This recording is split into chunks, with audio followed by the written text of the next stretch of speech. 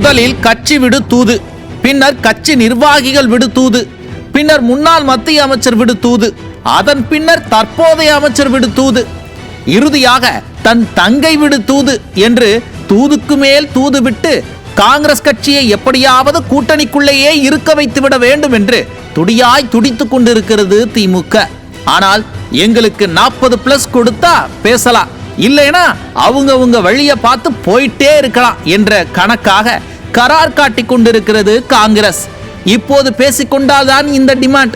இன்னும் சில நாட்கள் செல்ல செல்ல ஆட்சி அதிகாரத்தில் பங்கு, அமைச்சரவையில் பங்கு, உள்ளாட்சியில் சீட்டு என்று டிமாண்ட் ஏற்றிக்கொண்டே செல்வோம் என கண்டிஷனுக்கு மேல் கண்டிஷன் போட்டு கரார் காட்டிக் கொண்டிருக்கிறது காங்கிரஸ்.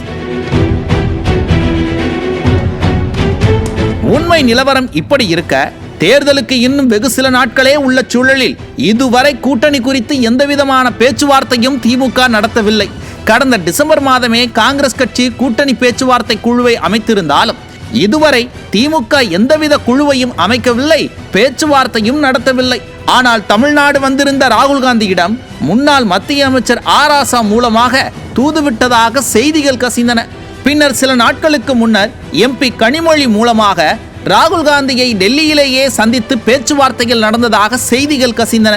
ஆனால் இதுவரை திமுக கூட்டணியின் உறுதித்தன்மை குறித்து பொதுவெளியில் திமுகவினர் எந்தவிதமான கருத்துக்களையும் பேசாமல் அமைதி காத்து வருகின்றனர். அதனால்தான் இந்த அமைதிக்கு பின்னால் பெரும் பூகம்பமே இருக்கும் என்று கணிக்கிறார்கள் அரசியல் நோக்கர்கள். அதிலும் காங்கிரஸ் கட்சி வைக்கும் டிமாண்டுகள் தான் இந்த கூட்டணியின் பிளவுக்கே காரணமாக கூட இருக்கலாம் என்று கூட அரசல் புரசலாக செய்திகள் உலாவர தொடங்கிவிட்டன. இந்த சூழலில்தான் இன்று இன்னும் 2 அல்லது 3 நாட்களில் திமுகவுடன் பேச்சுவார்த்தை நடத்தப்படும் என்று கூறியிருக்கிறார் காங்கிரஸ் மேலிட பொறுப்பாளர் கிரிஷ் ஷோடங்கர். ஆனால் இப்போதும் பேச்சுவார்த்தை பற்றி திமுக வாய் திறக்காததுதான் இத்தனை சந்தேகங்களையும் உறுதிப்படுத்துகிறது. ஆக திமுக கூட்டணியில் தொடர வேண்டும் என்றால் கூட்டணி ஆட்சிதான் என்று உறுதி கொடுக்க வேண்டும் என்று கண்டிஷன் போடுகிறதா காங்கிரஸ்?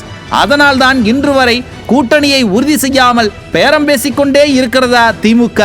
என்னதான் நடக்கிறது திமுக காங்கிரஸ் கூட்டணிக்குள் என்பன போன்ற பல்வேறு கேள்விகளுக்கு விடை தேடுகிறது இன்றைய நியூஸ் ஜே உரிமை குரல் நிகழ்ச்சி.